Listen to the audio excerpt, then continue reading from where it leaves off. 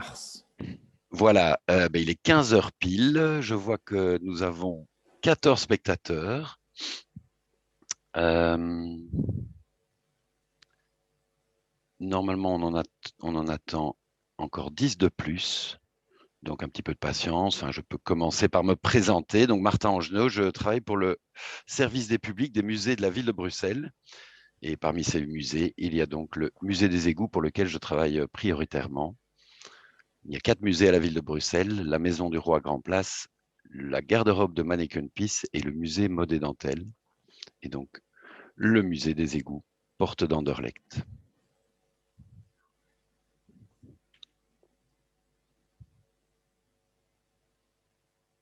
J'attends encore quelques minutes. Nous sommes à 16 participants.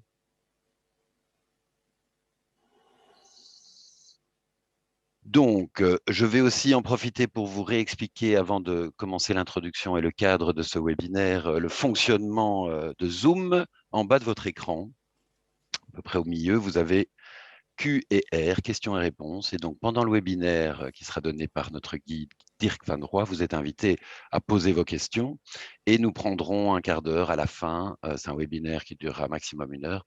Nous prendrons le temps de répondre à vos questions. Et si nous ne savons pas y répondre, alors ultérieurement, via le service des publics, nous vous répondrons. Voilà, je pense qu'on va pouvoir commencer. Donc, gestion durable de l'eau à Bruxelles, les enjeux de cette gestion. D'abord, tout d'abord, le musée des égouts est un musée évidemment d'histoire de la ville de Bruxelles. Donc, il y aura un petit historique sur cette gestion des eaux et qu'est-ce qui nous a amené à développer tout ce réseau d'égouts dans la ville. Et puis, nous aborderons toute la question aussi des enjeux actuels de cette gestion de l'eau pour rendre la ville plus perméable, le concept de ville-éponge, mais je laisserai Dirk Van Roy, notre guide émérite, en parler mieux que moi. Et donc, cette partie-là est plus ouverte. J'en profite déjà pour remercier Bruxelles Environnement, le département eau qui nous a formés, le staff du musée ainsi que nos guides freelance, à toutes ces questions de la ville de demain. Voilà, je vais passer la parole à Dirk Van Roy. Je vais couper mon micro ainsi que ma caméra, comme ça, vous ne serez pas perturbé par mes gesticulations et je serai bien attentif à toutes vos questions. Bon webinaire. Merci Martin. Allons-y.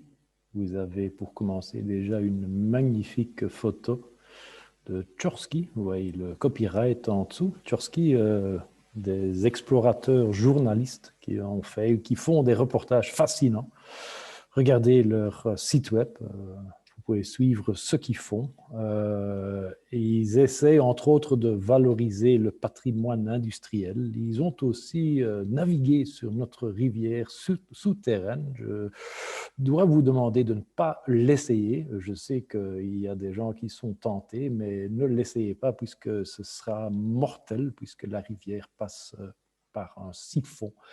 Et là, bien sûr, vous n'allez pas passer de façon indemne. Ce que vous voyez là, en fait, une partie de l'égout où on ne va pas. Normalement, on va dans une partie où on a mis des plaques métalliques pour éviter que vous tombiez dedans, bien sûr.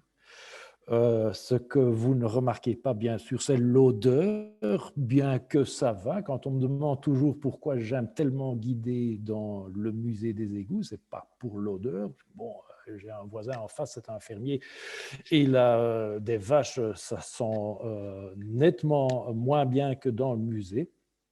Mais c'est un musée fascinant, fascinant parce que c'est aussi, bien sûr, un musée vivant. Et les gens de l'accueil sont aussi très sympathiques. Vous arrivez ici, le bâtiment construit par l'architecte Auguste Payen, que vous connaissez peut-être, vous en avez peut-être déjà vu d'autres, ceux qui se trouvaient sur la porte de Namur, qui se trouve maintenant à l'entrée du bois de la Cambre, par exemple, ou peut-être celui qui ceux qui se trouvent à la porte de Ninove, qui sont un peu plus cachés, et les nôtres. Et celui-ci, c'est celui de gauche. Quand vous venez de la ville de Bruxelles, à gauche, c'est l'entrée, et celui qui se trouve à droite, c'est la sortie. Et comment on fait pour arriver d'un pavillon à l'autre? Ben, tout simplement en suivant le cours de l'eau, en suivant le cours de la rivière, bien sûr. La première chose que vous voyez quand vous êtes dans le musée, après avoir vu Tony, Roland, Dominique, Jamal, les gens de l'accueil, et j'en oublie probablement, ben, c'est une maquette, une très très belle maquette qui vous montre en fait l'hydrographie de la ville de Bruxelles. Par exemple, si vous apportez un seau d'eau ou un arrosoir et vous le videz sur cette maquette, heureusement il y a un plexi autour, donc vous n'allez pas pouvoir le faire, mais si vous le faites, vous allez voir que l'eau descend vers ce petit point central ici dans le centre de la ville de Bruxelles.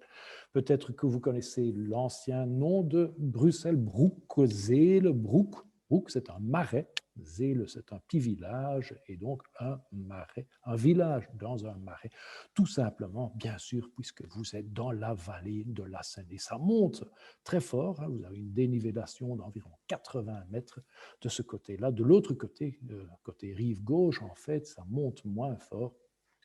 Mais bien sûr, vous avez quand même une très très belle pente. Si vous êtes en vélo, j'espère que vous faites tous du vélo, vous roulez en ville, ben vous l'avez probablement déjà remarqué, ça monte et ça descend très très fort.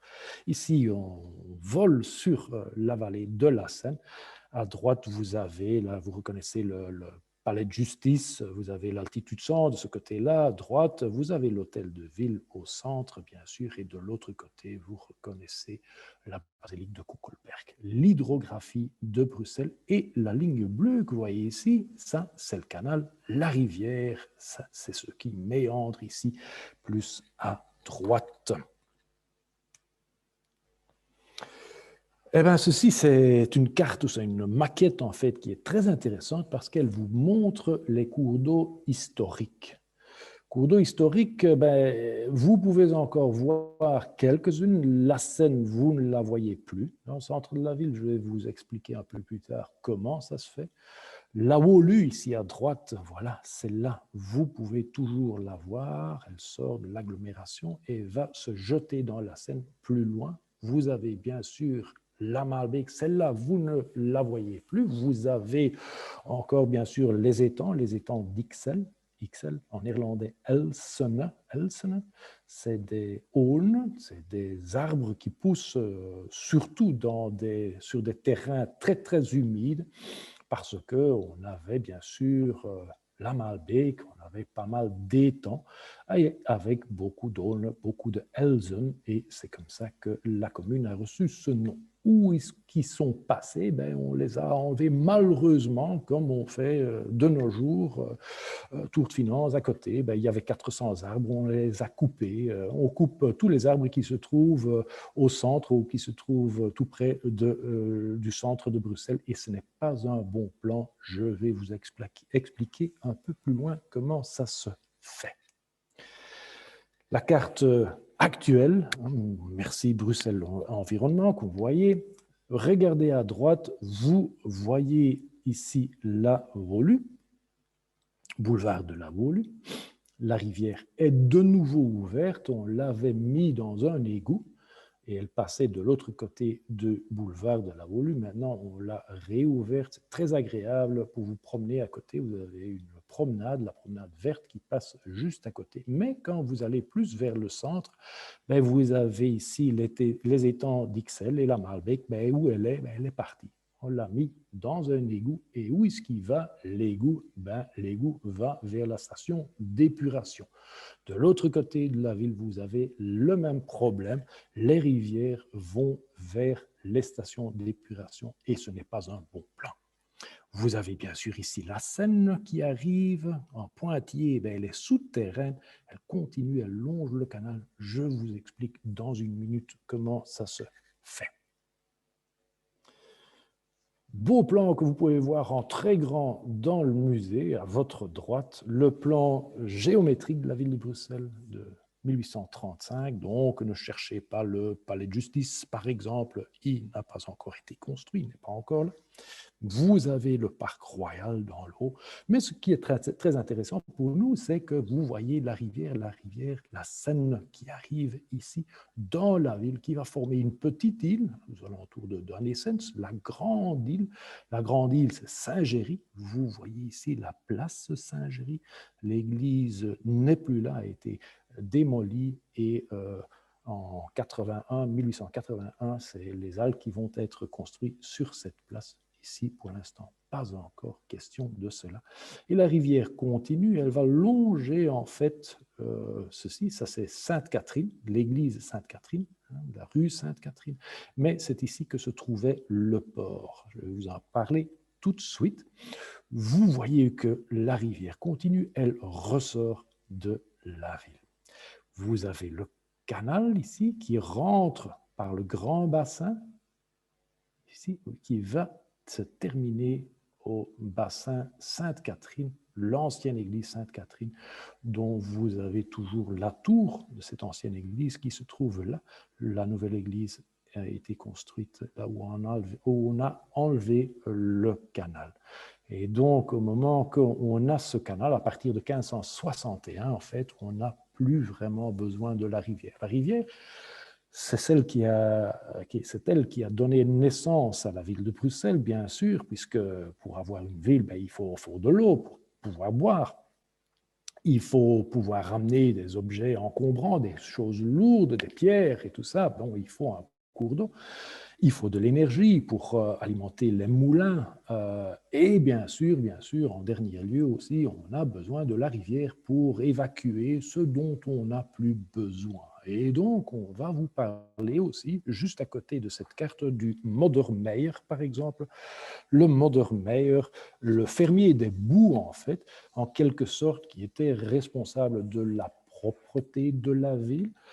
Et bien sûr, à ce moment-là, on parle au XIIIe, XIVe siècle, on parle de gens qui vont venir vider votre puits septique, puisqu'on n'a pas encore d'égout à ce moment-là, donc vous avez un trou dans une chambre quelque part, avec une planche, parfois cette planche casse, c'était probablement fort amusant, et quand votre puits septique était plein, on vous demandait d'ouvrir portes et fenêtres à partir de la veille pour diminuer les risques d'explosion quand on venait vider votre fosse septique. Qu'est-ce qu'on faisait avec ce qu'on enlevait?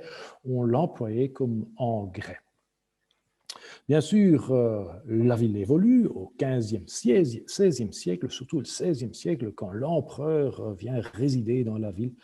Bien sûr, vous avez l'apogée, vous avez le grand moment de la ville et on va avoir les premiers égouts. Les premiers égouts, ce seront en fait plutôt une sorte de fossé recouvertes avec des planches pour éviter que les gens tombent dedans. Le problème, c'est que souvent, ces planches étaient volées. Alors là, bien sûr, fort amusant, on pouvait tomber dedans. Le souci, le grand problème, bien sûr, c'est que les gens riches ne s'installent plutôt pas ici au centre, mais plutôt dans cette partie-ci, la partie la plus haute. On voit beaucoup mieux l'air et l'odeur est beaucoup plus agréable, bien sûr, mais les excréments qui allaient vers le bas de la ville passaient ici par toutes ces rues. Ce qui se passe, bien sûr, c'est qu'au XVIIIe siècle, on va construire la place des Martyrs, la magnifique place des Martyrs, et aussi, bien sûr, la place royale qui se trouve là. Et à ce moment-là, on va voir une autre sorte, un autre type d'égout, les égouts en forme de chapelle. C'est au XIXe siècle, vers 1850, qu'on va construire l'égout ovale. Je vous en parle un peu plus loin. Alors ici, une photo du port de Bruxelles, qui se trouvait en fait à l'endroit où on avait cette tour, ce parking, le parking 58, qu'on a démoli, et où on est en train de construire le nouveau centre administratif de la ville de Bruxelles. Donc ceci, vous ne pouvez plus le voir, mais ce qui est très intéressant ici, c'est que ici vous avez encore le mur, le quai en fait, et vous avez les archéologues qui sont à la recherche de quoi? Pas de plastique, puisque ça n'existait pas encore à ce moment, mais ils ont trouvé pas mal de céramique. En fait, la céramique, c'était le plastique du Moyen-Âge et de juste après. Mais l'avantage de ce céramique, en fait, c'est que c'est très lourd et que ça descend et que ça reste ici sur place. Le grand problème, c'est que maintenant, le plastique que nous avons et qui tombe dans la rivière, ben, ce plastique va être amené de la Seine dans la Dyle, à Effen, à Malines, et plus loin, la Dyle va se jeter dans l'Escaut et l'Escaut va arriver dans la mer. Et donc, le plastique qui tombe dans la rivière va arriver forcément dans la mer. Et ça, ce n'est pas très bon. Je ne vous ai pas encore parlé du Mestbach, qui se trouve là, ici, en bas, à côté du bassin des barques, à côté du petit château. Le Mestbach, en fait, c'est un gros tas de fumier. Les gens qui vidaient votre fosse septique, ben, venaient jeter tout cela à cet endroit-là. L'avantage, c'est qu'on considérait ça comme une chose précieuse et on vendait ceci comme engrais pour les agriculteurs. Comme ça, ils pouvaient avoir beaucoup plus de production, bien sûr. La ferme des Boues. Et ici, vous avez cette belle photo du photographe Guémard, fait en 1867. Vous avez, ce qui est magnifique, vous avez les ketchs bruxellois qui ont probablement dû être immobiles pendant toute une période, parce que c'était des photos avec une très très longue ouverture. C'est pour ça qu'il n'y a apparemment pas de courant sur la rivière, mais vous avez les quais bruxellois ici qui sont encore juste à côté ou dans leur maison, des maisons qu'on a démolies, puisqu'on a enlevé, on a démoli 1100 maisons pour enlever la rivière, enfin non, pas pour enlever la rivière, mais pour enterrer la rivière. La raison pour laquelle on l'a fait, c'est que tout simplement, cette rivière débordait régulièrement et que comme la ville était, il y avait tellement de gens qui habitaient juste à côté, elle n'était pas très saine, cette ville. Il y avait beaucoup d'impasses où on vivait à 10, 15 personnes sans eau courante, par exemple, où on avait un puits, mais l'eau était très polluée. Donc, il y avait des épidémies de choléra, mais surtout, bien sûr, des inondations, puisque, comme je vous ai expliqué, on se trouve dans le bas de la ville, et bien, ça arrive, bien sûr. Voilà ce qui se passe quand on a de fortes pluies. En août, par exemple, ça arrive. À ce moment-là, il pleuvait encore pas mal. Maintenant, il pleut beaucoup moins. Tout le monde pense qu'il pleut beaucoup, mais maintenant, on a le grand soleil, bien sûr. Mais il pleut beaucoup moins. On a compté que si on colle toutes les pluies de toute l'année ensemble, alors pendant une période de 24 heures sur 24, on a de la pluie pendant 14 jours, 14-15 jours max. C'est tout. Après, il ne pleut plus. Mais le problème, c'est que quand il pleut, il drache. Donc, les pluies sont beaucoup plus fortes qu'avant et donc ça cause, bien sûr, des risques d'inondation. Ça cause des inondations. Un autre problème, c'est que ici, juste après 1850, 1857, on va faire ce qu'on appelle tout à l'égout. Et donc, on laisse tout couler vers l'égout. L'égout se jette, va dans la rivière. Vous imaginez ce que ça a donné, bien sûr. Alors, vous avez cette très belle photo du voûtement, du premier voûtement de la Seine. Vous voyez les dates, 1867, sous le bourgmestre Jules Anspach. On a donc démoli 1100 maisons à partir de la gare du Midi vers la gare du Nord. Et on va creuser un canal, en fait, qu'on va fermer, deux voûtes. Deux voûtes, pourquoi deux? Tout simplement, vous avez ici une largeur d'environ 6 mètres, peut-être un peu plus même.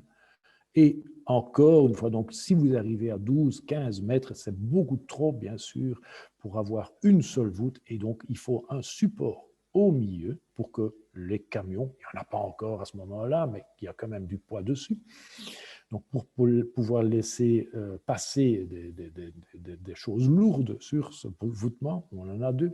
Le deuxième avantage, bien sûr, c'est que comme ça, on peut fermer ici un pertuis et on peut laisser passer l'eau par l'autre pertuis. Quel est l'avantage? Tout simplement, quand on a des travaux d'entretien à faire, si jamais il y a un problème, une brique qui tombe, on en a utilisé 60 000 par mètre courant.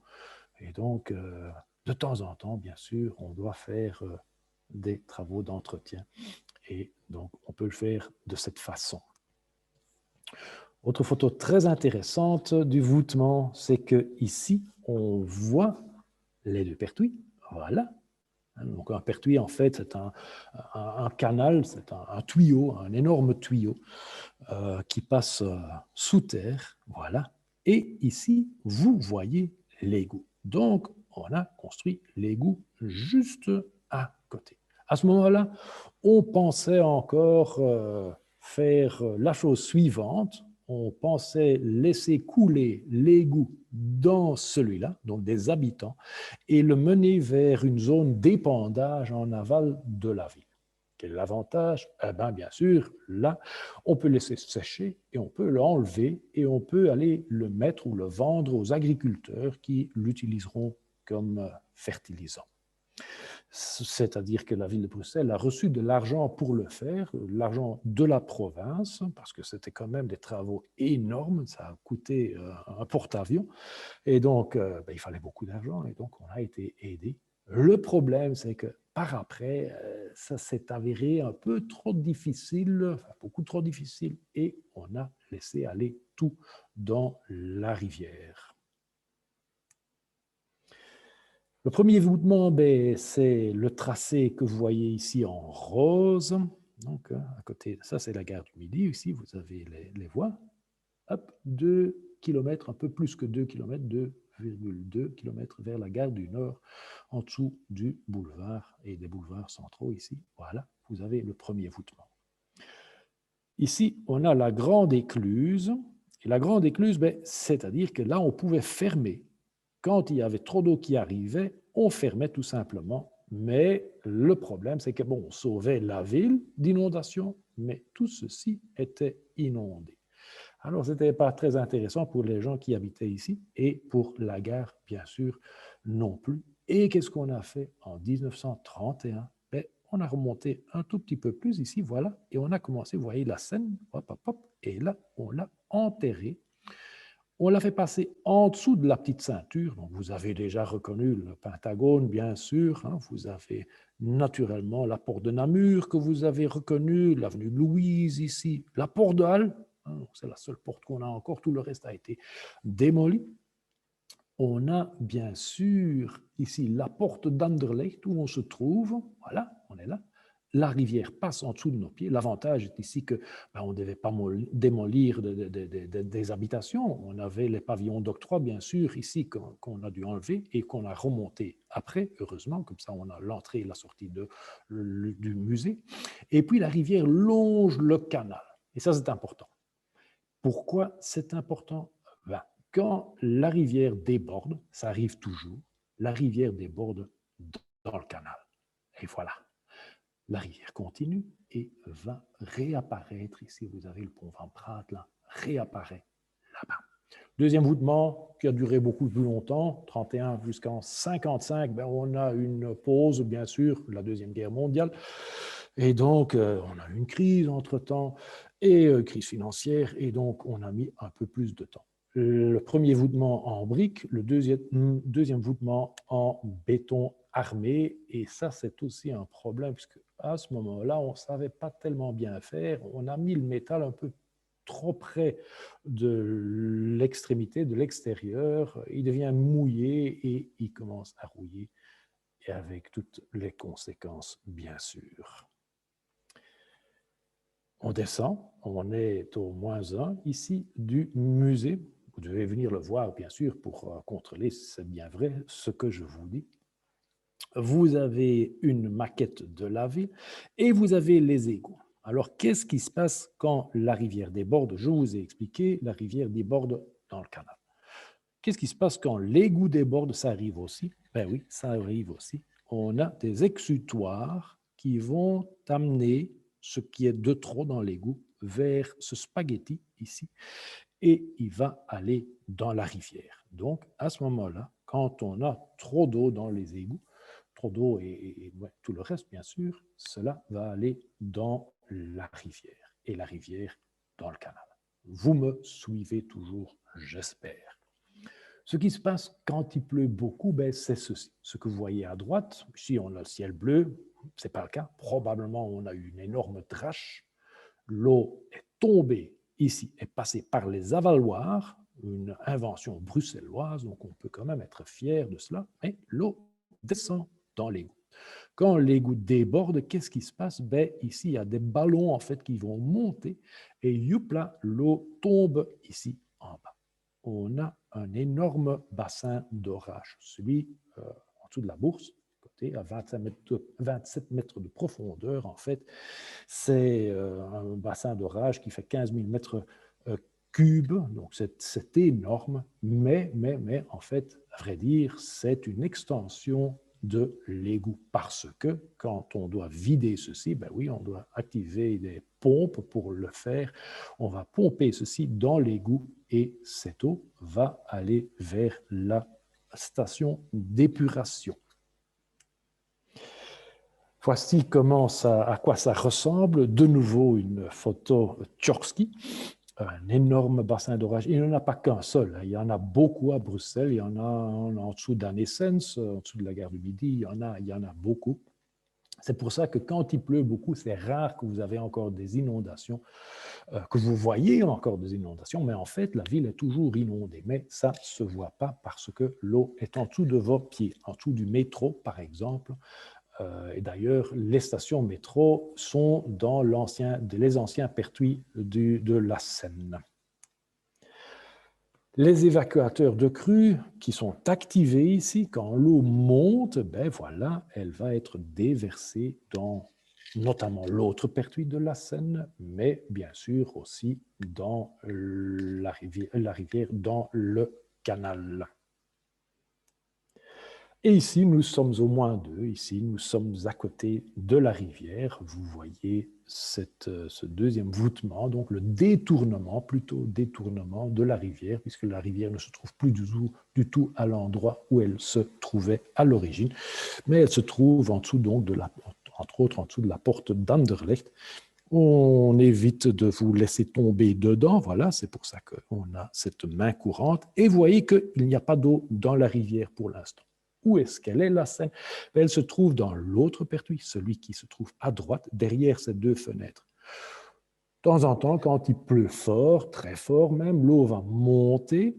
Si elle monte jusque-là, ça va encore. Si elle monte plus haute, ben voilà, elle va déborder dans l'autre pertuis. Dans ce cas-ci, bien sûr, elle va déborder dans le nôtre, celui-ci qui se trouve à gauche. Comme on est en train de faire des travaux plus loin, ben c'est assez embêtant, bien sûr. Ce qui se passe aussi, c'est que la passerelle va être inondée. Là, vous allez le voir tout de suite. Ici, on est sur la rivière, et donc c'est ce que je vous ai dit, ne l'essayez pas. Peut-être que vous pouvez l'essayer ici sur 20 mètres, mais plus loin, il n'y a plus d'illumination, il n'y a plus de lumière, et donc vous ferez mieux de rester à côté, bien sûr, mais ici, vous voyez la Seine qui passe. Sur une longueur de plus de 10 km, ce qui veut dire qu'il n'y a pas beaucoup de vie dedans. Des poissons ne vont pas s'aventurer dedans puisque la rivière est morte ici à cet endroit. Il y arrive de temps en temps, parfois, il n'y a pas longtemps, on avait un canard qui est passé par là, donc il y a des animaux qui partent ou qui passent de temps en temps. Des plantes aquatiques, c'est plus rare, donc la flore, c'est très très rare, à part des tomates et des salades qui tombent du marché matinal, par exemple. Mais là, c'est tout à fait autre chose, bien sûr. Alors, l'eau que vous avez vue, c'était l'eau de la Seine. On ne la boit plus. Comme disait Baudelaire, les Bruxellois font de la bière avec leur propre urine. Ben non, nous, on fait de la bière, entre autres, pas seulement de la bière, mais avec l'eau qui ne vient plus de Bruxelles, qui ne vient plus du tout de la Seine. 3% environ vient de la forêt de soins et tout le reste vient des endroits où on capte l'eau pour avoir une production d'environ 131 millions de mètres cubes par an. Pour la plupart, deux grands endroits en fait où on prend l'eau, c'est Taillefer qui se trouve ici et Modave. Modave, le château de Modave, qui vaut la peine d'être vu, se trouve à 100 km de Bruxelles, ce qui veut dire qu'on doit amener l'eau sur une distance de 100 km pour l'amener ici à Bruxelles. Peut-être que vous savez que chaque Bruxellois consomme environ 96 litres d'eau par jour. 96 litres, moi je ne bois pas 96 litres, non, mais bon, vous avez une machine à laver, vous utilisez pas seulement l'eau pour boire, mais aussi pour d'autres raisons. Malheureusement, on utilise environ 20 litres par jour pour alimenter, pour chasser, pour la chasse, les toilettes. On jette en fait l'eau précieuse de château dans les toilettes. Autre endroit où on va capter l'eau, c'est Taillefer sur la Meuse. Je vais vous montrer cela. Ici, le château de Modave avec le captage souterrain. Malheureusement, comme il pleut moins, on a de moins en moins d'eau. On a une diminution d'environ 30% par rapport aux années précédentes, ce qui n'est pas bien. Alors vous allez dire, pas de problème, on a quand même ici Taillefer sur la Meuse. Est-ce qu'on boit l'eau de la Meuse? C'est-à-dire qu'on va filtrer par ozonation, en fait, on va traiter l'eau pour l'envoyer à Bruxelles, à une distance d'environ 100 km. Et donc, on va devoir mettre du chlore dans l'eau pour qu'elle arrive chez vous et que vous puissiez la boire. Bien sûr, le chlore va disparaître dès que vous allez mettre l'eau dans un verre. Est-ce que c'est bon? C'est beaucoup mieux contrôlé. Oui, c'est pas mal, bien sûr, mais c'est beaucoup mieux contrôlé que l'eau de bouteille que vous pouvez acheter en plastique, par exemple. Ici, l'eau est contrôlée 24 heures sur 24, tous les jours. Et donc, vous pouvez être tranquille. Vous pouvez même brasser de la bière avec l'eau de la Meuse. En flamand, c'est plus facile de dire, en fait, quand vous buvez une Cantillon ou une Brussels Beer Project, vous buvez une masque, parce que l'eau vient en partie de la Meuse. Pour brasser 1 litre de bière, d'ailleurs, est-ce que vous savez combien de litres d'eau on a besoin? On a besoin de 18 litres d'eau, pas pour la transformer en bière, mais pour nettoyer, puisque ce qui est très important quand on brasse, c'est la propreté. Donc, il faut très bien nettoyer, rincer les cuves. Et donc, pour 1 litre d'eau, on consomme 18 litres d'eau. Et ceux-là ne sont pas inclus dans les 96 litres d'eau dont je vous ai parlé pour les Bruxellois. J'ai vu il n'y a pas longtemps un magnifique petit bouquin où il y avait marqué, c'était pour les enfants bien sûr, il y avait marqué « Mais où il va mon caca ?» Et voilà, il va là. Vous avez ici à gauche, vous avez l'égout, peut-être ce qui sort là, oui c'est possible, c'est peut-être de l'eau de douche, d'un bain, je ne sais pas très bien. Et vous avez notre fameux wagon van. Le wagon van, c'est en fait la machine, c'est une machine sans moteur. Ne vous inquiétez pas, il n'y a pas de moteur, puisque un moteur à explosion ici dans un tunnel fermé, ce ne serait pas très bien, naturellement. De toute façon, ce wagon van, on l'utilisait pour récurer ici les égouts. La roue, on tourne la roue, il y a un clapet métallique qui descend, qui va obstruer le passage de l'eau, qui va pousser votre wagon, bien sûr, puisque bon, l'eau descend, ça c'est clair, et donc le wagon va aussi être poussé et en même temps va récurer ici le fond de l'égout. D'ailleurs, pourquoi ces égouts sont ovoïdes, sont de forme ovale, comme un œuf de Pâques, mais alors renversé. Avant, ils étaient en forme de chapelle, comme je vous ai dit. Quand on fait un égout ovale, on a besoin de beaucoup moins de matériel et on a en fait une forme qui est extrêmement solide et en plus, comme l'œuf est beaucoup plus, l'égout est beaucoup plus étroit en dessous, l'eau va couler beaucoup plus vite, il y a une plus forte pression et va récurer automatiquement en fait l'égout. Ce qui se passe, voilà, la crue ici à droite, ce qui se passe quand il pleut beaucoup. Alors, vous ne venez pas avec vos bottes, vous ne passez pas à côté, bien sûr. Hein, vous pouvez visiter le musée du mardi au samedi, mais quand on a une crue comme celle-ci, ben, vous allez descendre, vous allez vous arrêter là, vous allez remonter, vous allez passer le feu rouge, et puis vous allez descendre de l'autre côté. Mais on ne longe pas la rivière ici, à cet endroit-là. On a aussi un nouveau guide audio, d'ailleurs, dans le musée qui vaut la peine d'être écouté. Oui, je fais un peu de pub, bien sûr. Pourquoi est-ce que les égouts débordent? Ben voilà la raison pourquoi elles débordent, c'est ici, vous avez le réseau unitaire. C'est quoi le réseau unitaire? Là, ici où j'habite, c'est pas comme ça. Ici, nous avons un système séparatif.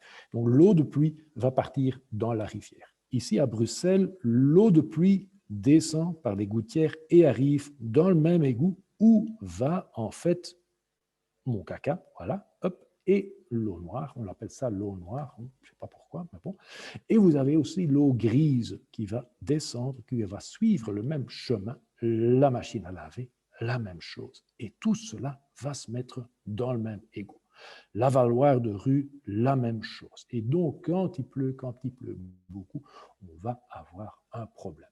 Bien sûr, l'eau va descendre vers le point le plus bas, c'est l'endroit où se trouve la rivière, bien sûr, les rivières, et donc les égouts vont suivre les anciens cours des rivières et vont longer, pour finir, la Seine. Quand il y a trop d'eau, qu'est-ce qui se passe? Ben alors là, ici, le tuyau ne peut pas suivre et ici, les égouts vont déborder dans la rivière.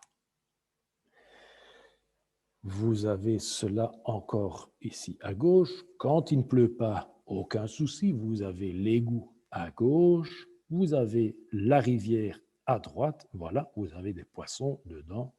Quand il pleut beaucoup, voilà, ceci va déborder et vous allez avoir beaucoup moins de poissons dans la rivière.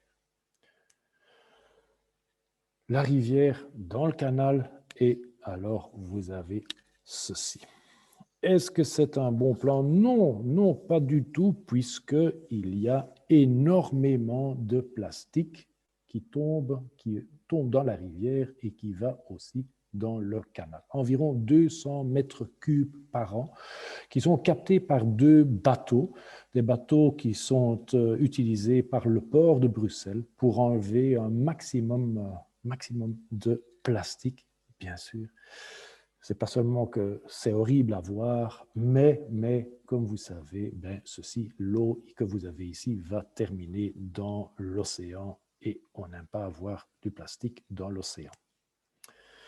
Canalidop, je mentionne Canalidop parce que je vais vous parler d'une exposition qu'on aura bientôt dans le musée des égouts. Ils sont aussi présents. Canalidop, c'est des gens bénévoles en fait qui vont faire des trajets en kayak sur le canal avec comme but bien sûr d'enlever le plastique qui se trouve dans le canal. Ici, le petit plan que vous avez, voilà les graphiques. Vous voyez que entre le 1er février 21 et le 28 février 21, on a eu 1, 2, 3, 4, 5, 6, 7 fois le problème que l'égout a débordé dans la rivière et une fois dans le canal. En Flandre, on préconise qu'on peut en fait avoir 7 déversements par an. Ici, au mois de février, on est déjà à ces 7, et donc par mois. Donc, on estime qu'il y a environ 100 déversements par an que nous avons dans nos égouts. Canalidop aussi installera bientôt un bras sur le canal pour capter le plastique qui se trouve dedans. Est-ce que vous savez combien de temps il faut à une bouteille en plastique pour disparaître dans la nature? 450 ans. 450 ans. C'est énorme. Et alors, à ce moment-là, en fait, la bouteille va être déchiquetée, tombe en petits morceaux et vous aurez des microplastiques, ce qui n'est pas mieux, bien sûr que non. Retour à l'égout. Ici, vous êtes dans l'égout et je vous ai parlé des plaques métalliques, hein, donc vous savez ce qui passe ici en dessous. Hein. Normalement, avant, on se promenait ici sur le côté, on se tenait bien ici à cette rampe. Parole, l'artiste Parole a décoré nos murs de cette façon-ci. C'est spectaculaire, ça vaut la peine d'être vu. Et qu'est-ce qu'il a mis? En fait, c'est des textes. Il a recueilli des témoignages d'égoutiers, comme par exemple celle-ci. Quelqu'un disait « Quand je serai mort, j'irai au paradis, car j'ai vécu en enfer. » Et c'est ce que Parole a écrit ici sur ces murs. Ça donne ce résultat-là. Une autre photo, vous voyez où vous êtes. Donc, on est en dessous du boulevard de l'Abattoir. Donc, si vous vous perdez, aucun souci. Si vous connaissez le plan de la ville de Bruxelles par cœur, ben, vous retrouvez toujours le chemin. Une question qu'on pose, est-ce qu'il y a des rats dans l'égout? Ben, quand vous avez un abattoir sur votre tête, au-dessus de votre tête, ben, bien sûr qu'il y a des rats.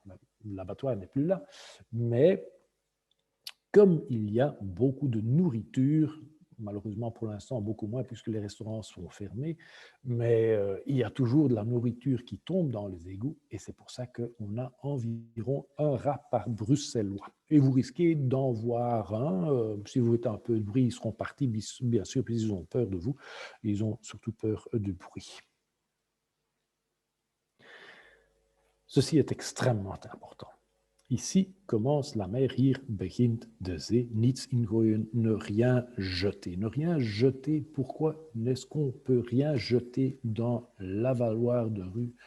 Pour la simple raison que ce plastique qui est là, à la première pluie, ce plastique descendra ici par l'avaloir, arrivera dans l'égout et ira, celui-ci pas, puisque ici, l'eau de pluie ne va pas à la station d'épuration, elle va directement dans la rivière, bien sûr, vers l'océan. Donc, ce sac en plastique, si je ne l'avais pas pris, serait arrivé dans l'océan. À Bruxelles, ce plastique va donc dans l'égout et arrivera à la station d'épuration. Mais quand il y a un débordement, un déversement, le plastique arrivera dans la rivière ou dans le canal. C'est la raison pour laquelle on a pas mal de plastique, bien sûr. Donc, si jamais vous voyez un plastique par terre, ramassez-le. Si vous voyez des mégots de cigarettes, un mégot de cigarette, par exemple, pollue 500 litres d'eau. Donc, si vous voyez des gens qui jettent leurs mégots de cigarettes ici dans l'avaloir, ce n'est pas une bonne idée. Les bassins versants, très intéressant à voir, bien sûr, puisque, en fait, vous avez les vallées, les différentes vallées. Vous avez, par exemple, ici la Wolu, boulevard de la Wolu, voilà, bassin versant de la Wolu, de la Maalbeek ici, et surtout, bien sûr, ici, de la Seine. Vous avez encore la Geleidsbeek, et vous avez encore la Pedebeek et la Molenbeek qui est là, la Pedebeek ici, la Molenbeek qui est là. Et donc, voilà, toutes ces eaux vont descendre vers, bien sûr, la Seine. Ce qui nous amène à ceci, en parallèle des cours d'eau, voilà, vous avez, ou souvent à la place, vous avez les collecteurs d'égouttage.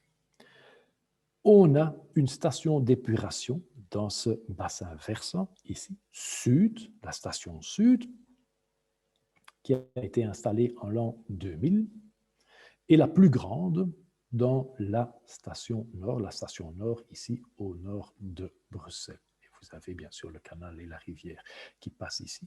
Et donc les égouts ici de cette partie ici aussi de Woluwe, de tout ça, de Molenbeek, vont vers la station nord. 2007. En 2007, elle a été installée. Ce qui veut dire qu'avant 2007, tout ce qui arrivait dans l'égout allait vers la mer. Vous imaginez ça?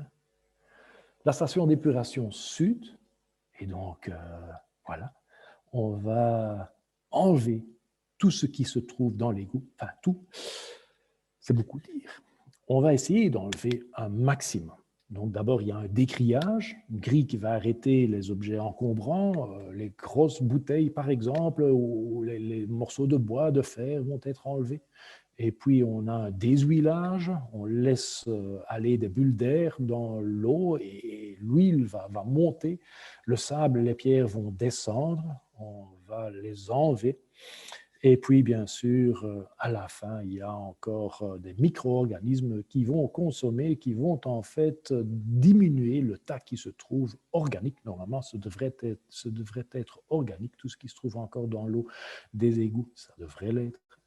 Et donc, après, vous aurez bien sûr de l'eau qui n'est pas pure, mais qui a été traitée et qui va être remise, bien sûr, dans la rivière. On a environ 24 heures pour le faire. Mais quand il y a des gros orages, cette station va se mettre en petit circuit et donc l'eau ne sera pas traitée convenablement, à 100%, je dirais.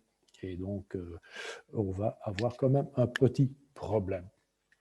Maintenant, la station sud a été rénovée et on a une filtration membranaire qui est beaucoup plus performante, qui enlèvera aussi les microplastiques. Voilà ce que ça donne, enfin pas les microplastiques, mais la station, bien sûr, une des deux stations. Voilà. Et vous avez aussi, bien sûr, celle-ci, celle de Nord. Alors, on enlève en fait tout ce qui ne devrait pas se trouver dans la rivière et on reste avec un résidu. Qu'est-ce qu'on va faire avec le résidu? Donc, tout ce qu'on enlève de la rivière, ceci va aller à l'incinérateur. C'est-à-dire qu'on va enlever, je vous ai dit, le plastique, le bois, ça, on va le recycler, les huiles aussi vont être recyclées.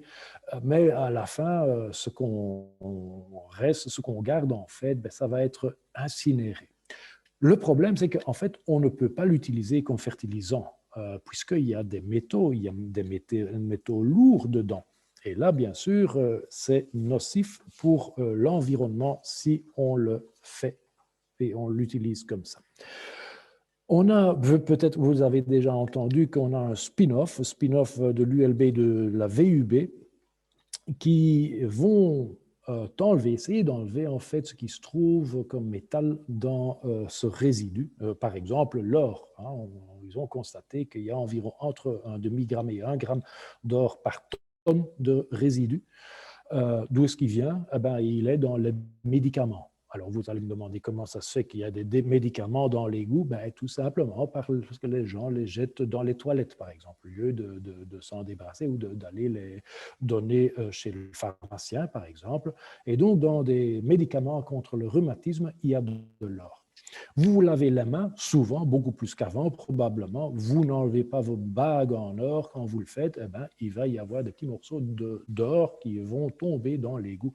Et comme ça, le spin-off Sublimus va essayer de l'enlever en fait de cette manière.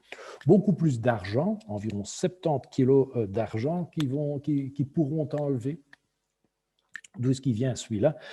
Il vient des vêtements de sport. Si vous avez des vêtements pour aller courir, par exemple, il y a de l'argent dedans pour diminuer l'odeur. Vous avez peut-être aussi entendu que les masques que le gouvernement vous a offerts, ils ont le même principe. Donc, il y a de l'argent dedans. Et donc, c'est pour ça que vous ne pouvez plus le mettre pour l'instant. Et donc, quand vous allez le laver, ces petits morceaux, tout petits morceaux, vont arriver dans l'égout où ils pourraient être enlevés. Vous avez peut-être aussi entendu que 2 égoutiers ont trouvé 2 lingots d'or, mais ça, ce n'était pas chez nous. Dans l'égout, c'était au Sablon. Donc ça, c'est le quartier chic, bien sûr. Là, on trouve de temps en temps des lingots d'or dans les égouts. Ça vaut la peine d'être vu, bien sûr. Alors ici, l'imperméabilisation. Pourquoi est-ce que je vous raconte ça? Vous allez comprendre tout de suite, bien sûr. Vous voyez ici déjà, en 55, entre 1955 et 2006, le taux d'imperméabilisation a doublé. Ce qui veut dire que quand il pleut, l'eau ne va plus pénétrer dans le sol. Impossible, puisque le sol n'est pas perméable.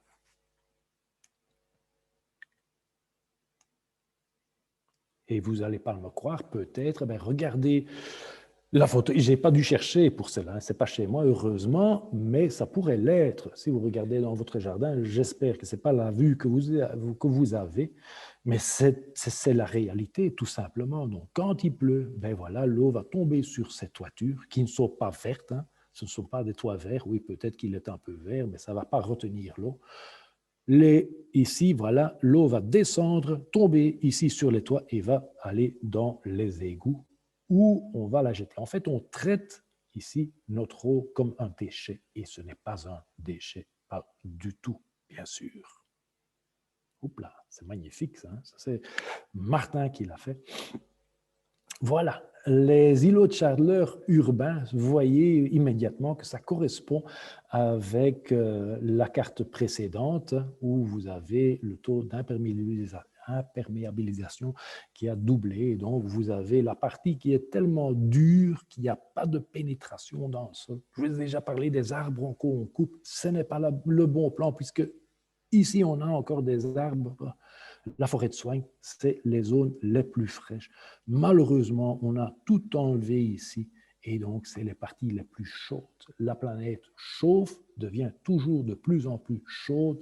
Ça, c'est parce que les sols ne sont pas perméables, entre autres, bien sûr. Un petit dessin, un beau petit dessin pour vous expliquer encore un peu plus. En amont, ce qui va se passer, c'est que l'eau va tomber sur les toitures, sur les jardins, par exemple, qui sont en dur, en asphalte ou en béton, les avant-cours aussi en dur, et l'eau va descendre, voilà, va arriver dans les avaloirs et va descendre, et les endroits les plus bas de la ville, voilà, vont être sous eau. Comment remédier? Ben, c'est pas sorcier en fait. Si vous avez la possibilité d'avoir un toit plat, si vous avez un toit plat, pardon, vous pourrez avoir une toiture verte, éventuellement. Je sais, c'est une solution très coûteuse. Ce qui est beaucoup moins coûteux, c'est éventuellement d'avoir une citerne d'eau. Si vous avez la possibilité, faites-le. Comme ça, vous pouvez, par exemple, déjà utiliser 20% de l'eau que vous consommez par jour pour faire fonctionner vos toilettes, par exemple. Créer des nœuds dans le jardin, ce qui va ralentir l'eau et ce qui va faire se faire de sorte que l'eau va pénétrer dans le sol et ce sera beaucoup mieux pour la nature, bien sûr. La gestion intégrée des eaux pluviales ici de Bruxelles Environnement. Donc, on constate maintenant, ouais, c'est pas tellement récent, mais on le sait et on va essayer de faire quelque chose. C'est ce que vous voyez ici, les jardins de pluie. Au lieu d'avoir des jardins en dur, ben voilà, un jardin de pluie où l'eau sera captée comme une éponge, des nœuds, des tranchées où l'eau va être retenue. C'est très agréable d'avoir beaucoup plus de verdure. Des toitures vertes, par exemple, des revêtements perméables, ça existe. C'est peut-être un tout petit peu plus cher, mais c'est la solution pour éviter que nos égouts débordent et débordent dans la rivière, dans le canal. Pour avoir ici, par exemple, un système séparatif vers l'étang, comme sur le boulevard de la Beaulue, comme dans le bois de la Cambre, où on le fait déjà. Donc, c'est aussi une possibilité et avoir, bien sûr, des citernes d'orage au lieu d'avoir des bassins d'orage où on va jeter l'eau précieuse, l'eau de pluie qui est précieuse. Concevoir comme la ville comme une éponge, par exemple, voilà, pas seulement collecter, mais la stocker et la restituer. L'avantage aussi, c'est que par évapotranspiration, voilà, ici, elle va remonter, elle va faire des nuages, il pleuvra un peu plus, la température va descendre et on va avoir ceci. Par exemple, ici, à Uccle, à droite, beaucoup plus de verdure. Ce n'est pas seulement agréable, mais c'est mieux pour tout le monde.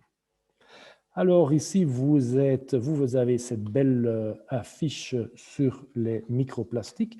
On a en fait, je vous en ai déjà parlé, Martin, on a déjà parlé, une exposition du 13 mars au 19 juin sur les microplastiques. Nous ne sommes pas le musée du plastique. Nous ne sommes pas non plus le musée de la frite, bien qu'il y a l'huile de friture qui passe dans nos égouts.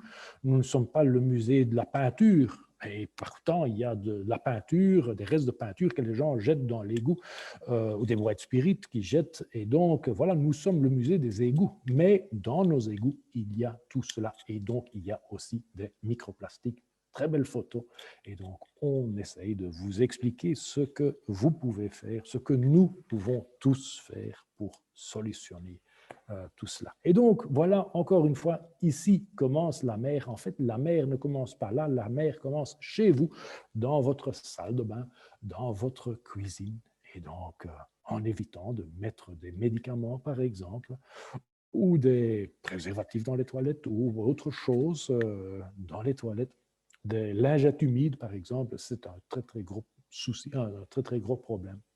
Mais voilà, on pourra solutionner à tout cela. Je suis arrivé à la fin de mon exposé. J'espère que je vous n'ai pas embêté. J'espère que vous avez des questions à poser à Martin ou à moi. Peut-être c'est déjà fait. Revoilà Martin. Voilà. Merci beaucoup. Merci Dirk pour t'exposer dans les temps. Je trouve ça assez admirable, hein. Il est 4h moins 5, donc il y avait beaucoup de choses à dire et tu as tenu le chrono. Alors pour les questions, ben, c'est peut-être le moment parce qu'il n'y en a pas eu. À mon avis, vous étiez tellement attentif et suspendu euh, aux lèvres de Dirk qui était très clair et donc vous n'avez pas de questions. Merci pour l'exposé bien rythmé. Voilà, un commentaire, très bien. Et peut-être qu'une question arrive. Quelles sont les alternatives au tout à l'égout? Ben ça, donc, ça a déjà été évoqué sur la fin. Donc, c'est la question des JEP, de la gestion intégrée des eaux pluviales.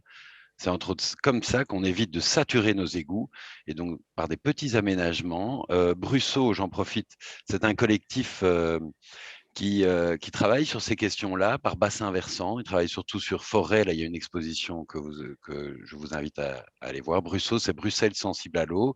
Et donc, pour éviter, par exemple, des caves inondées ou autres, il y a des petits aménagements à faire. Bien sûr, il faut être pour cela propriétaire, mais c'est entre autres de rendre le sol beaucoup plus perméable. Ça, c'est une solution pour éviter le tout à l'égout. Je vois que les questions arrivent. Dirk n'hésite pas non plus pour d'y répondre. Et pour les eaux noires et grises. Donc, en fait, la distinction entre les eaux noires ou grises, c'est que justement, ces eaux de toilette euh, dans lequel, je ne vais pas vous dire la composition, mais il y a des éléments qui peuvent être vraiment nocifs pour l'environnement. On les qualifie de noirs, tandis que les eaux grises, même par lagunage, bon, c'est un procédé un petit peu plus long, mais donc des eaux grises, des eaux par exemple de votre douche ou autre, pourraient être naturellement filtrées et rejoindre la nature plutôt que d'aller déborder dans les égouts et surtout d'entraîner par temps de pluie, je le rappelle, une saturation, pas une saturation, une difficulté pour les stations d'épuration en 24 heures de suivre ce rythme. Et donc, moins on envoie d'eau pluviale aux stations d'épuration, plus elles seront efficaces pour traiter les eaux noires et grises. Voilà. On répond en live, mais je vois que j'ai des discussions à ma droite. Attendez, et des questions à ma gauche, mais je n'en vois pas d'autres comme ça. Ah, voilà. Le traitement des égouts, c'est alors uniquement par bactéries.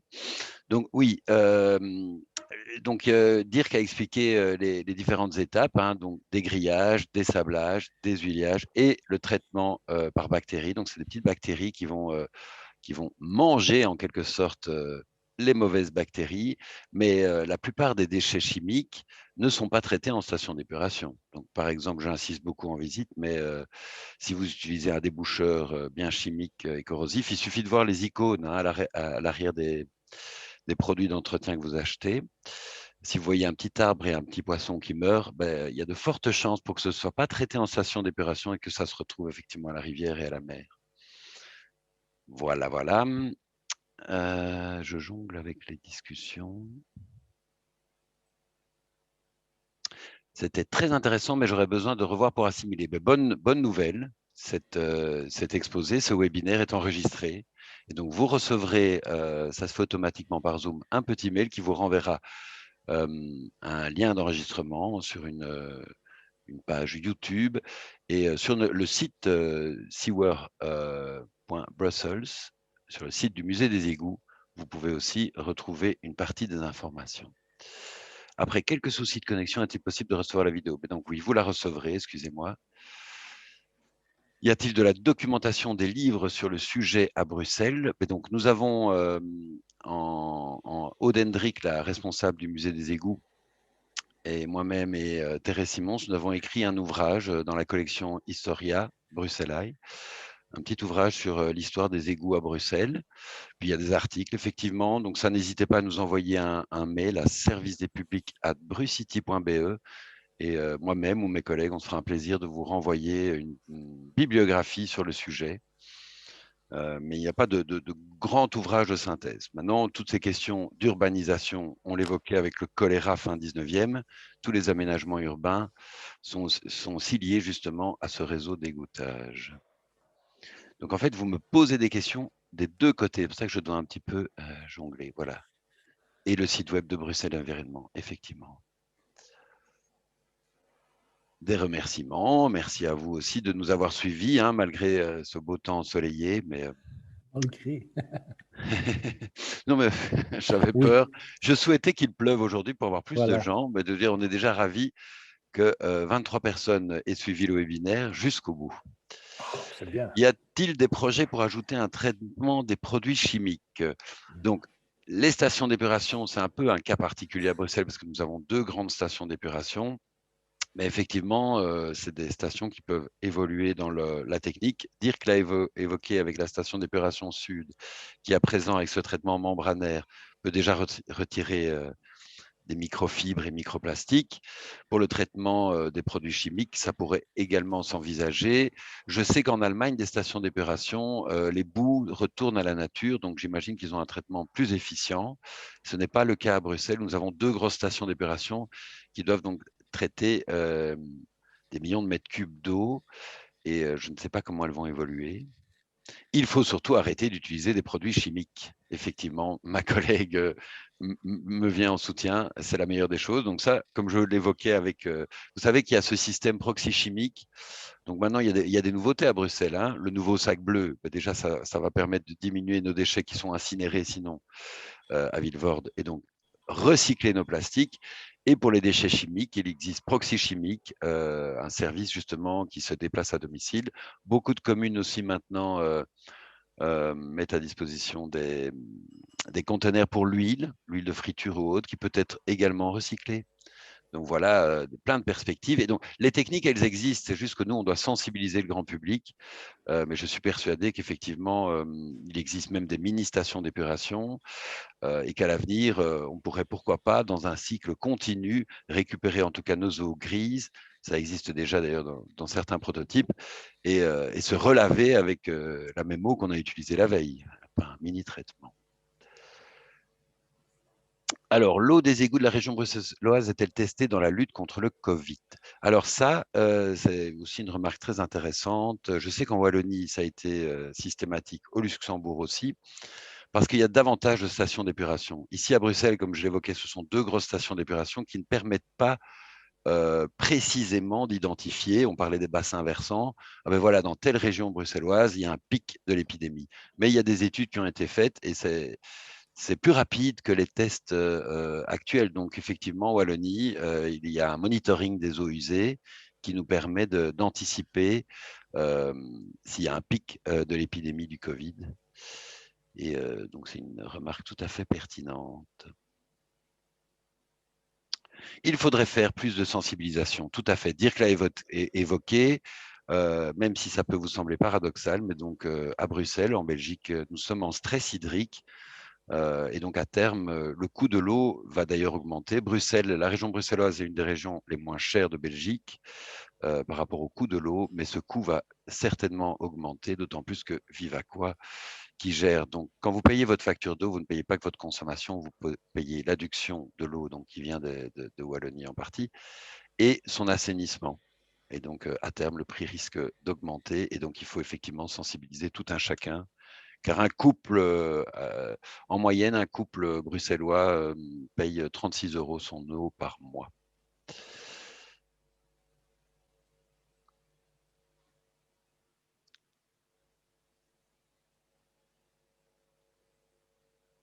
Alors, je jongle dans la discussion. Des tests sur des rats d'égout ont aussi été réalisés en Verse et ils ne sont pas atteints par le Covid. Non. Alors, dans quelle partie de la ville furent installés les premiers égouts au XVIe siècle? Ça, dire que tu l'évoquais sur le plan. On tu parlais de cet égout chapelle, c'était de Place des Martyrs, ce quartier-là? Non, du haut de la ville, hein, Ah, le haut de la ville, oui, du oui, oui. Koudenberg. D'accord, au niveau du Codenberg. Koudenberg et l'environ de Treurenberg, la cathédrale, où il y avait pas mal de résidences, de grosses résidences, de palais en fait, on faisait passer les égouts par les rues. Et donc, ça, c'était les premiers, en fait. On demande d'ailleurs s'il reste des vestiges de ces égouts type chapelle. Et d'après Odendrick qui nous suit, non. Je ne pense pas. Par contre, petite anecdote aussi, tant qu'on est sur le sujet, mais les égouts ovoïdes, donc cet égout en forme d'œuf sur sa pointe qui permet un autocurage, qui ont été réalisés en maçonnerie avec des briques, résistent mieux au temps, et ça à dire que l'évoquait pour les pertuis de la Seine, c'est le même problème pour les égouts, résistent mieux, donc ceux qui ont des sections qui ont 200 ans résistent mieux que des sections plus récentes en béton qui ont tendance à être plus fragiles, plus poreux surtout. Et donc polluent la nappe phréatique. D'ailleurs, excepté cette source en forêt de Soigne, la plupart de nos sources bruxelloises sont polluées. Alors, oui, il y a encore des égouts chapelles. Ah d'accord, ben voilà, je mélange les discussions. Et maintenant, je retourne dans questions-réponses où je vois que 9 questions sont encore arrivées. Tu suis toujours dire que ça va dans tous les Non, je ne les sens. vois pas. Ah, tu ne les vois pas, c'est moi qui ai ce privilège, Non, bah, c'est pas grave. Je vais y c'est plus répondre. facile. Euh, il y a des projets pour ajouter un traitement des produits chimiques. Donc ça, j'y ai répondu. Ah ben non, mais donc j'avais déjà vu toutes ces questions-là, à moins que d'autres viennent par au-dessus. Non, j'en vois pas. Bénédicte a levé la main. Il se fait que vos micros sont coupés parce que sinon on craignait de partir, et c'est comme ça qu'on le fait d'ailleurs, c'est pour ça que le webinaire est enregistré aussi, de partir dans tous les sens. Donc je vous invite, Bénédicte, à écrire votre question.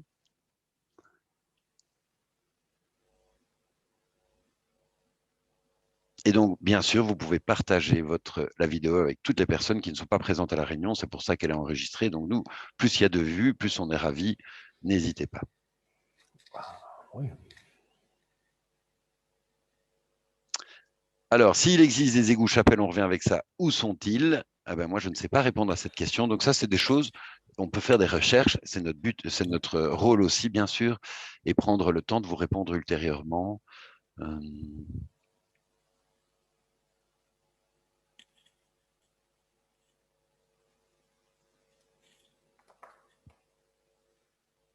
D'où vient l'eau distribuée en France? Je n'avais pas vu cette question. En Flandre, pardon. Eh bien, aussi de Wallonie. Je sais que maintenant, il y a un projet de désalinisation près de Ostende, si je m'abuse, de l'eau de mer, qui va coûter évidemment très cher aussi, parce que ça, c'est comme on évoque au musée le fait qu'on doit préserver l'or bleu.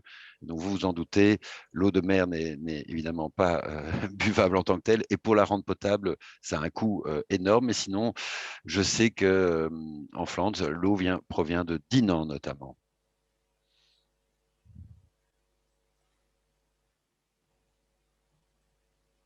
Forme des égouts chapelle. Donc en fait, il faut venir visiter le musée des égouts. On montre l'évolution. Donc au départ, on avait, Dirk l'a expliqué, une petite rigole au milieu des ruelles, d'où l'expression tenir le haut du pavé pour éviter de marcher dans tous ces eaux usées et autres excréments.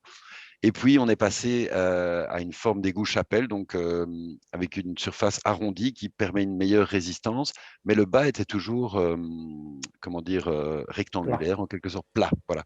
Et donc, c'est pour ça qu'on est passé petit à petit à une forme ovoïde qui permet, comme si vous avez un tuyau et que vous le pressez, ben donc d'avoir une forme une pression plus grande de l'eau dans le bas, dans la base de cette forme d'égout ovoïde, qui permet un autocurage. Et on le voit dans le musée, la forme a évolué et aussi, vu la pression des habitants et du trafic et autres, la profondeur des égouts. Donc maintenant, on a en moyenne 4 à 6 mètres sous terre pour ces égouts, alors qu'avant, ils étaient donc à même la rue ou à 1 mètre, et donc ils sont descendus petit à petit. Est-ce que la ville de Bruxelles réfléchit ce cycle des nutriments et leur réutilisation comme on le faisait dans le temps? Ben, actuellement, non. C'est comme on a évoqué à un moment pour le Molenbeek, un dédoublement des égouts, donc égouts de pluie, égouts d'eau usée. Mais en fait, le sol est déjà fort, comment dire, encombré de gaz, de canalisation de gaz, électricité, Internet et autres. Donc, c'est difficile de traiter tout ça. Et pour répondre à votre question donc, sur le fait de réutiliser ces boues et de les ramener à la nature, je ne sais pas vous répondre comme ça. C'est la SBGE qui gère la station sud et Vivaqua est responsable de la station nord, mais sous-traite à Aquiris. Donc ça, c'est des questions qu'il faudrait leur poser. Est-ce qu'à terme, ces boues pourraient retourner à la nature? Ce n'est pas encore dans les projets. Pour l'instant, comme Dirk l'évoquait, elles sont déshydratées, incinérées, et elles servent de briques on a un échantillon au musée pour des revêtements de route ou autres types de travaux. Ce qui me surprend, c'est que les questions s'intercalent et donc je ne les vois pas toujours.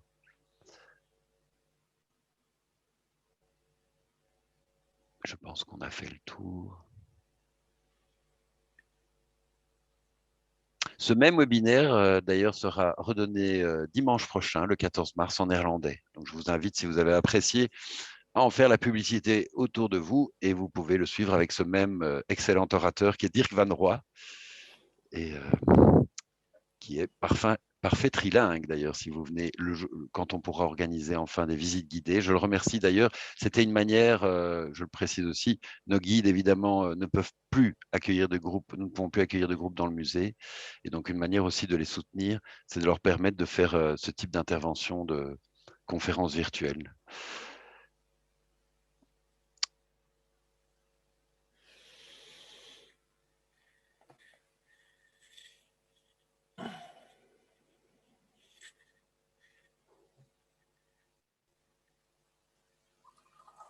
Et donc, c'est un problème parce que je vois que Maxime Poncelet m'interpellait sur la ville de Bruxelles. Donc, avant, c'était les villes, les communes qui géraient leur réseau d'égouts, mais depuis 2010, c'est Vivaqua qui gère l'ensemble du réseau d'égouts en région bruxelloise. Et donc, c'est plus une question régionale que communale, le traitement de ces eaux. Mais chaque commune a un responsable eau rattaché plutôt à l'urbanisme pour penser justement ce type d'aménagement qui rendent notre sol plus perméable.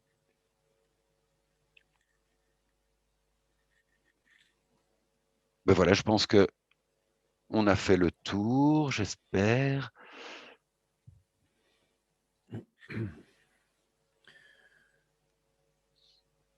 Voilà, on nous remercie. Une bonne zinebire, effectivement, au soleil pour se détendre. C'est ce que nous allons faire. Voilà. Nous allons profiter du beau soleil. Voilà, voilà. Ben, merci à vous. Je vais regarder l'heure aussi. Donc, normalement, on a jusque 4h15. Il nous reste 2 minutes. Je ne sais pas dire que si tu veux, je te permets d'ajouter le mot de la fin. Un nouveau message apparaît.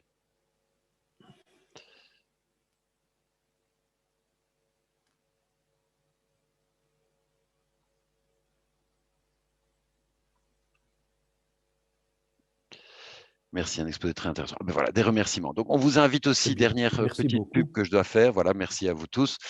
Samedi prochain, le 13 mars, donc la veille du webinaire de Dirk sur la question de l'eau en néerlandais, s'ouvre donc cette exposition sur les microplastiques. Il y a outre l'exposition très intéressante qui nous montre donc c'est une exposition immersive. Hein, vous aurez des photos en gros plan de ces planctons qui mangent ces microplastiques et toute la question de la chaîne alimentaire ensuite. Mais on a aussi une démarche artistique au Musée des Égouts, et donc on fait la promotion d'Isabelle Azaïs qui a élaboré cette scénographie magnifique, que je vous invite à découvrir, et qui a réalisé une fresque, c'était l'avant-dernier slide, qui orne la vitrine, la vitrine d'un des pavillons d'octroi, celui de sortie, donc si vous passez, et qui est réalisé évidemment en bâche de plastique recyclée. Donc il y aura tout un programme de sensibilisation à ces questions, des ateliers zéro déchet, parce qu'il y a plein de solutions qui existent déjà pour réduire notre consommation d'eau et évidemment notre consommation de plastique à usage unique. Ça, c'est un des gros enjeux et une aberration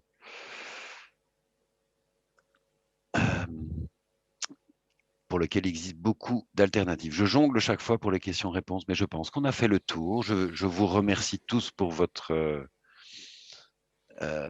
attention, et je remercie Dirk, et je vous souhaite une bonne fin de dimanche. Hein, je pense qu'on a fait le tour. Merci à tous. Merci beaucoup. Merci à tous. Voilà, bonne fin de dimanche. Au revoir.